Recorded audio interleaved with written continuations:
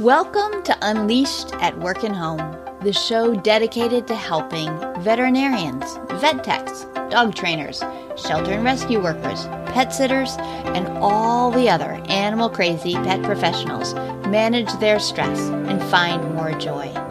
I'm your host, Colleen Pilar, and I'm thrilled you're here with us today.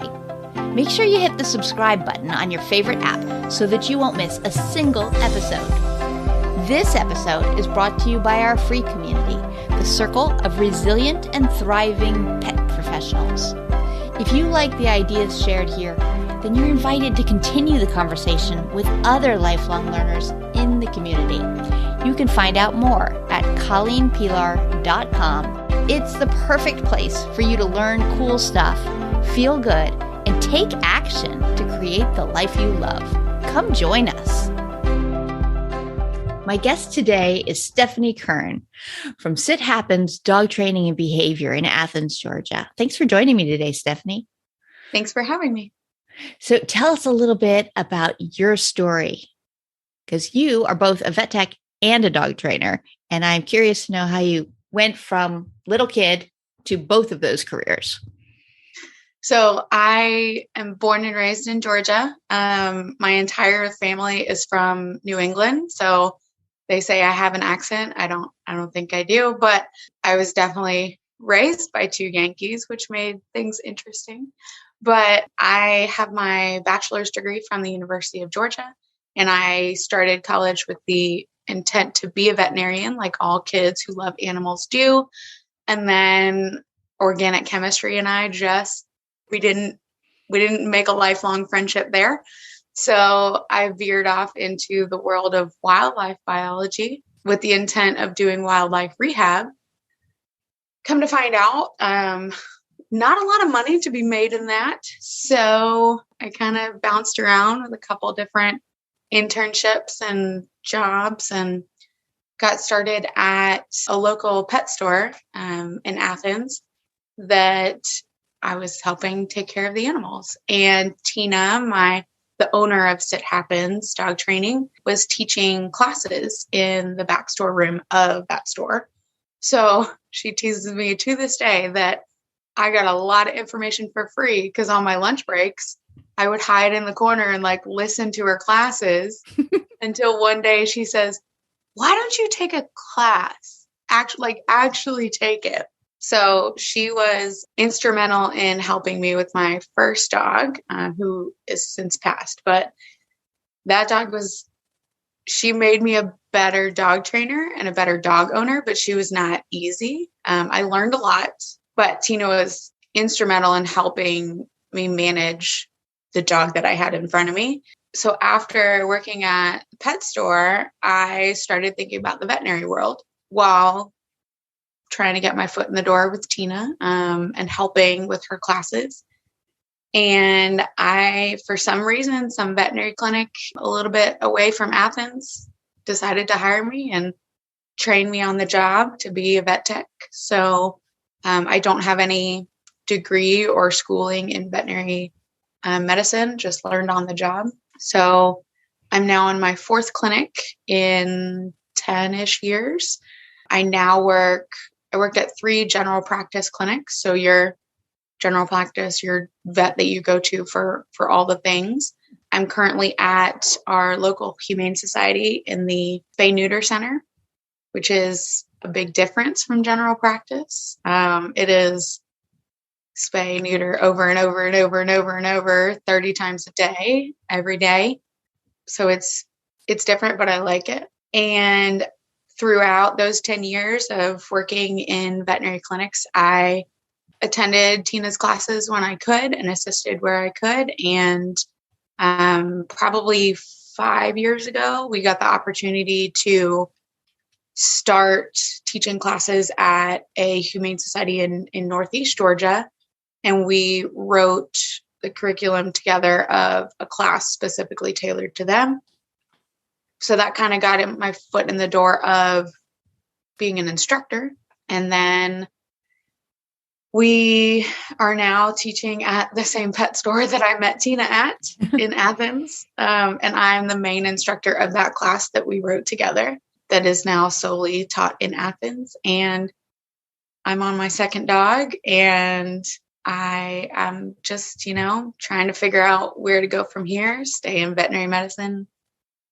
Eventually, one day, Tina will retire. I don't know when that day will be, but the plan is for me to take over the business. But yeah, that's my work story. I have a fiance. We are getting married in November of 2022, and we share our home with my cat and my now second dog, who is much different and much easier than my first dog, and my fiance's 15-year-old son. So just learning how to be a stepmom, manage 2 jobs, and plan a wedding, just the usual. Just the usual. Yeah, nothing hard. So you mentioned it's your second dog. So you did not grow up with dogs? Second dog as an adult. Okay. I grew up with a ton of dogs. We always had 2. For some reason, my parents never had 1. We always had 2. 1 would pass, we'd get another one. They have now, since I left, have pared it down just to 1 dog at a time. But second dog of me being the sole owner. Okay. I'm surprised how many of my guests on the show have been the kid who loved dogs but didn't have one in their life as a child. And so I wondered if that was the case for you. No, we never had anything but dogs. We always had 2 dogs, usually 1 big and 1 little. No idea why. I still haven't asked my parents. I probably should.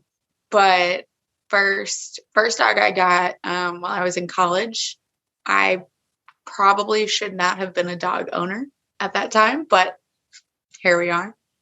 So second dog as an adult, I would say. Mm-hmm.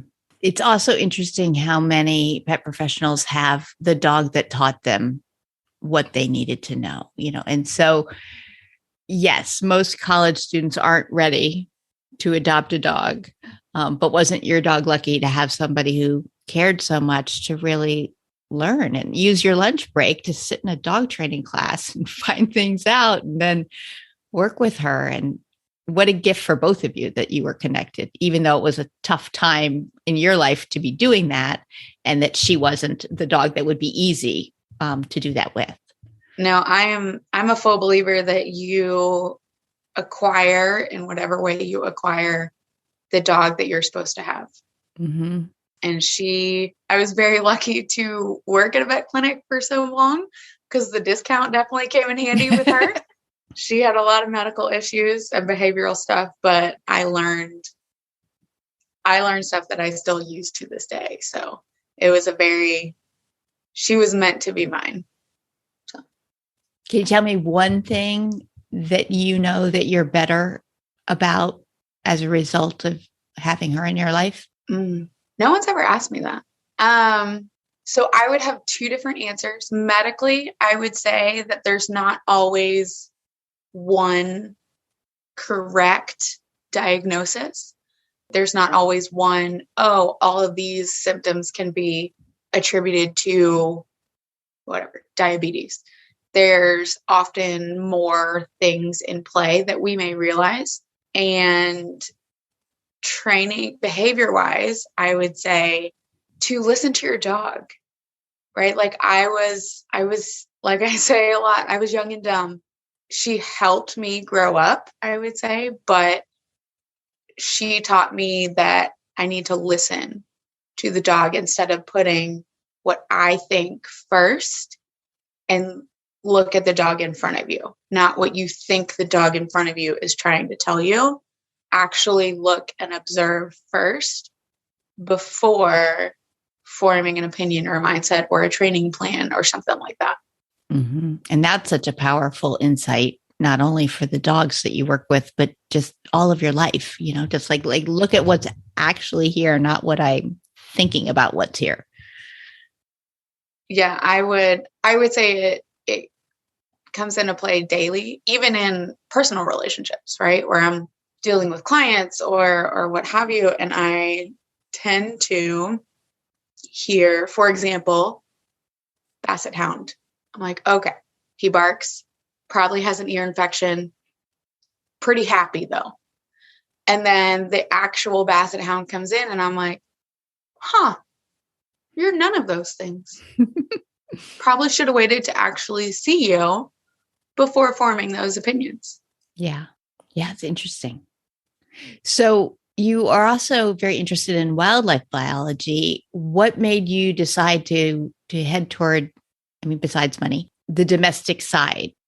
Was it just a financial decision, or was it that it just resonated in some way? I would say kind of both. So right after I graduated from UGA, I did an internship on the Georgia coast monitoring sea turtle nesting, which, by the way, I would highly recommend that the week after you graduate college, go hang out on the beach for 6 months and get paid. Like, could not have planned that any better. But I also realized with that job and the internship I did next at a wildlife rehab facility in Texas, that it's a very thankless job, and it's not very well known to the public, so not well funded, and it's not personable, right? Like the average American is not going to say, I got a bonus check, I'm going to donate it to the wildlife rehabber closest to me to help keep raccoons alive. Mm-hmm. Our society, I would say, is much more likely to do things that are close to us. So the dog and the cat living in your house, we're much more likely to put money towards those things. Or, for example, our local humane society that are helping the feral cat populations. You see feral cats all the time. That's more tangible. So I would say those causes generally get more funding. I also kind of learned that there's not a lot of locations where you can learn on the job and still be near the people that you love and your family. So there's not a lot of wildlife rehab facilities that have huge buildings and funding and a hotline that take on interns and have the ability to teach people in that environment. Most, I would say, in my experience in the Southeast, at least, most wildlife rehabbers are doing it out of the goodness of their heart in their backyard, right? Like there's not, besides universities, there's not a ton of places to go that aren't in the middle of nowhere or in the middle of a big city. And I was kind of looking, whether I knew it at the time, looking for kind of in the middle. So like the town that we live in now, which I adore, is a 20-minute drive to Athens. We're not in the middle of nowhere. Like the grocery store is 5 minutes down the road. We get great cell service, right? We're not struggling to get internet and all the technology things. All of those resources are pretty close by. Most, I would say the handful of successful wildlife rehab facilities are going to be either in big cities or in the middle of nowhere. And there's not much in between. So I think when I was that age in my 20s, I was just looking for whoever would give me a chance. And the wildlife rehab facility where I did my internship wasn't hiring at that point, and it was in Texas. And coming from someone who had never lived outside the state of Georgia, I was not ready to move away from everything I knew permanently. Mm-hmm. So I came back to the state of Georgia, and that clinic gave me an opportunity. So I kind of just took it. I don't know that it was this is where my life is headed. It was more, I need a job and I want to stay near my people. And here's an opportunity to do that. And that clinic was a teaching hospital. So it was geared towards training techs on the job. They had a whole program set up. So I think everything happens for a reason. I don't know that I was meant to do wildlife biology or wildlife rehab or that. I'm still open to it in the future, if I win the lottery and set it up in my backyard. But I would say that those experiences with wildlife rehab and biology helped me learn anatomy and a little bit of chemistry without taking OChem that I've put towards veterinary medicine and even training. But I think I'd like to think I'm where I'm supposed to be. Yeah. Well, it sounds like you're where you're supposed to be. I hope so. You did say that wildlife rehab can be a thankless job. And I have to tell you, thankless is a term that most vet techs I talk to say that they feel that their job is a thankless job. So can you tell me, what are you personally finding as a thank in the thankless part in the vet tech world? How are you reinforced as a vet tech, and how does it fill you up? So I would say it's a blessing and a curse that I've done this for so long. I think the last I heard, the average veterinary technician assistant, the terms are dependent on what state you live in the US or what country if you live outside the US. In Georgia, they're kind of muddy. So I call myself a vet tech, but technically I'm a veterinary assistant because I have no degree or schooling in veterinary medicine. So I would say it's a blessing and a curse that I've been a vet tech for so long. The average career is, I think I last read about 7 years. So I'm a couple years past that. And there's a reason it's only 7 years. Oftentimes there are lots of pet owners that only seek out their veterinarian in times of crisis. So we don't get we get a lot of happy puppies that are coming in to get poked and prodded every 3 weeks. So I would say it's the thank part for me in where I'm at now in the high volume spay neuter clinic is sending home a pet that is alive, happy to see their owner, and the incision looks great.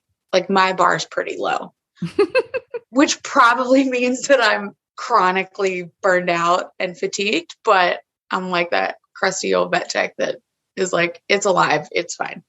But I would say earlier on in my career, when I was in general practice, there wasn't a lot of thanking, right? Because veterinary medicine is very different from human medicine. And I don't know that the average pet owner knows that, right? Like for the most part, we go to the doctor and we pay a copay that's generally under $100.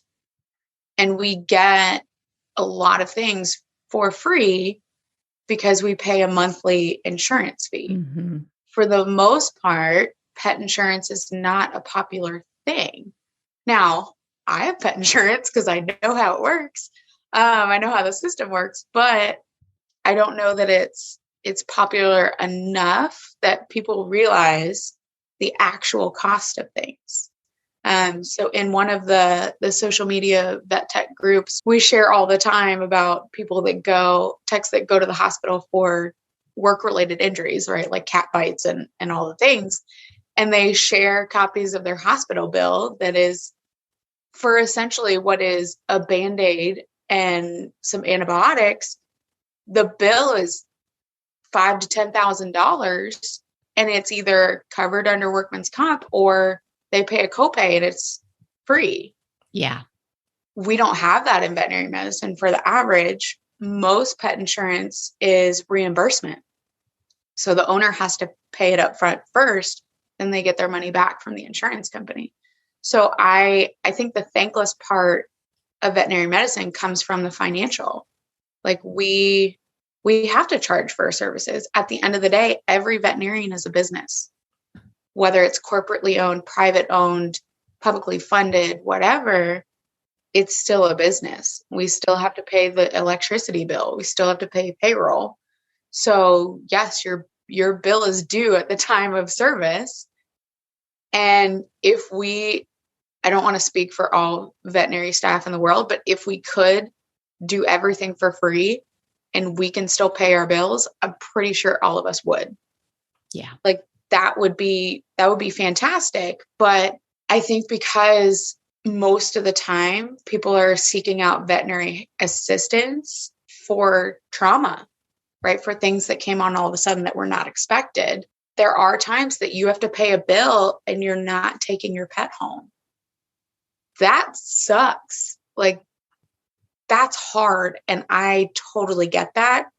I cannot say that in the same mindset, I would be thanking the veterinary staff as I'm crying, handing over my credit card. So I totally get it. But at the end of the day, we still have to pay our bills. And I would say veterinary staff is underpaid. So we try to take the small wins, like the thankless, how we get the thanks out of thankless is those happy puppies that are like, thanks for my vaccine. Do you have more cheese? Like those little moments throughout the day that some days outweigh the bad stuff. Some days it doesn't. I would say a lot of times it doesn't, but we have to, and for any veterinary staff listening, you have to take the small wins and make them bigger than the bad stuff. Because it's inevitable. The bad stuff is inevitable. The pets are not going to live forever. It sucks. Like, I wish some of them could. Not all of them. Some of them, I wish they could. I still remember to this day, one time I went to Publix after a grocery store, after my shift ended at my first veterinary clinic. It was right down the road. So they saw us all the time in our blue scrubs. And the sweet cashier just happened to ask me the wrong question on a really bad day. And she said, "Oh, do you work at the vet of the streets?" Yep. Trying to like keep it together as I was purchasing a large piece of chocolate cake and a bottle of wine that probably should have tipped her off, but here we are. And she said, "Oh, that must be such a great job, but do you ever have to put animals to sleep?" Mm. And she just caught me on the wrong day where we had more than a handful of appointments that did not end in their owners taking them home. Mm-hmm. So I said, yeah, it's the worst part of the job. And I found that the conversation kind of ends at that point on a Debbie Downer. So I tried to follow it up with, but I got to see a really cute puppy today. And then she felt better about asking me a silly question.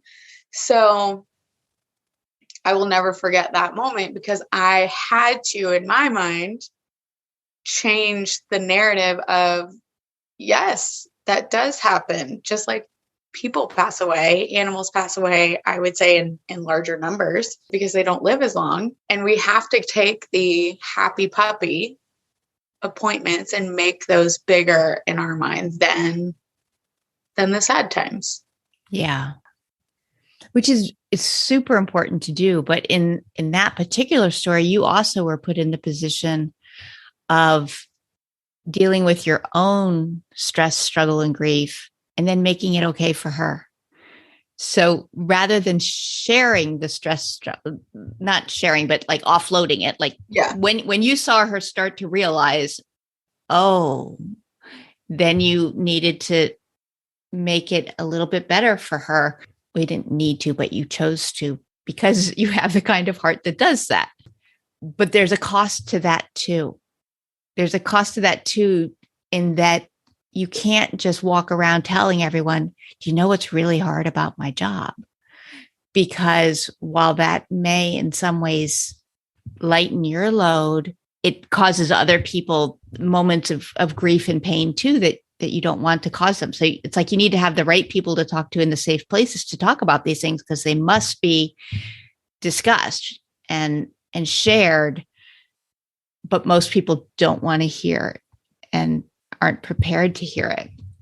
Yeah, that it has to go somewhere. Yeah. Right? Like your feelings, your energy, it's got to go somewhere. So I would say at that time in my life, I balanced exercise with eating my feelings.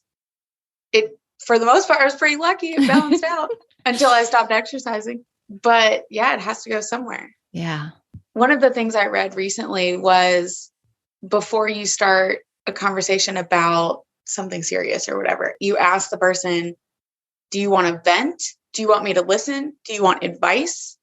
And there's something else, I can't remember, but it's easier to have that conversation if you know I'm just listening, or I need to formulate a solution to the problem you're giving me. So I try to keep that in mind when I'm venting to my fiance, and I say, I'm just venting. Like he's a fixer. So I'm like, I don't need you to you can't fix veterinary medicine. Like you can't fix the fact that pets only live, 10 to 18 years. Like you can't fix it.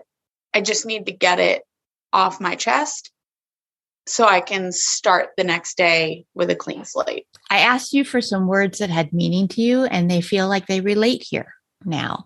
So the quote you shared was, you can only control what you can control. So tell me a little bit about that and how it came to be something personally meaningful to you. So I would say it started because I'm an only child, and I am, in every sense of the word, an only child. My parents were fantastic, and one could say they spoiled me a little bit. So I was used to kind of getting my way, like kind of doing everything how I would want it done. And I think working with animals, they don't do what you want a lot of the time. So it really, like my work, veterinary medicine and dog training, really helped change that mindset of you can't control whether an animal sits when you ask. Like you can set everything up of using really good treats and luring or free shaping or what have you. But at the end of the day, you're only trying to control the situation when really it's up to the dog if he wants to put his butt on the ground.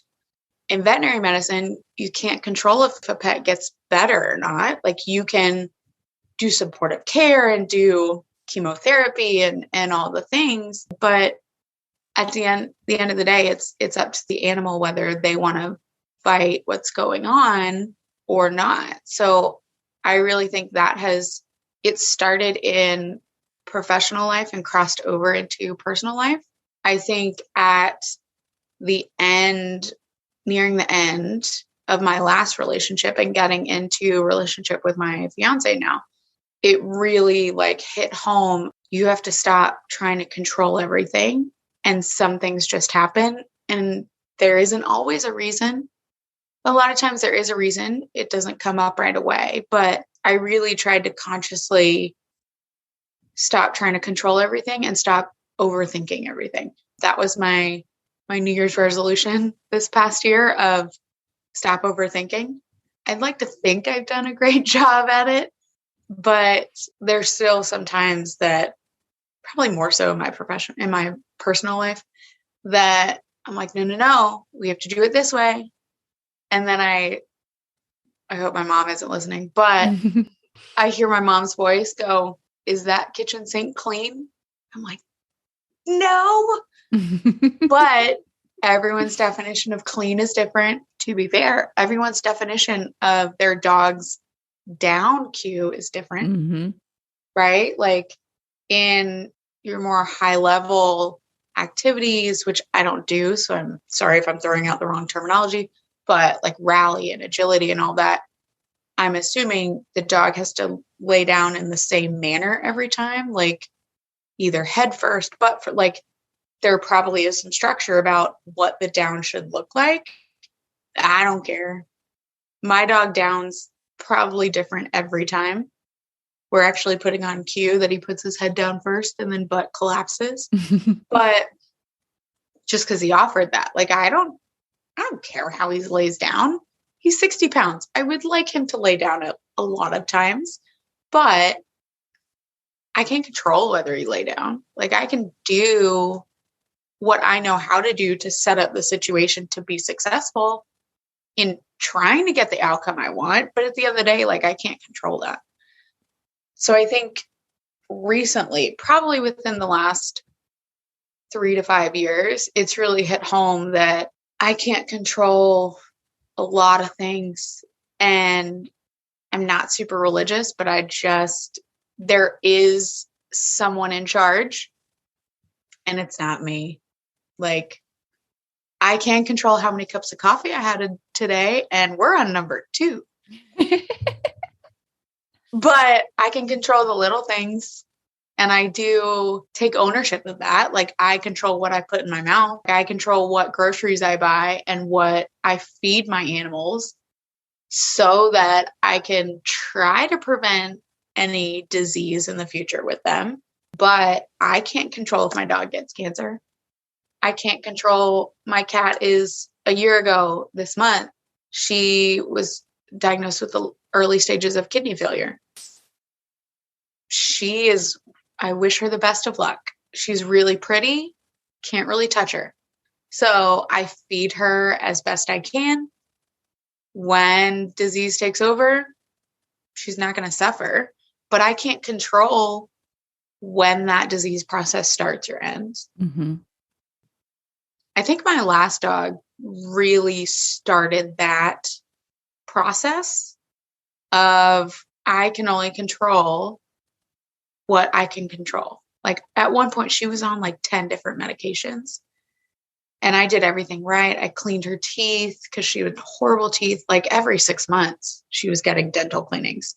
We did blood work every 6 months, and she, out of nowhere, it just happened. She went downhill and then she was gone. I think how she passed away is still kind of a driving force between me overthinking and me trying not to control everything.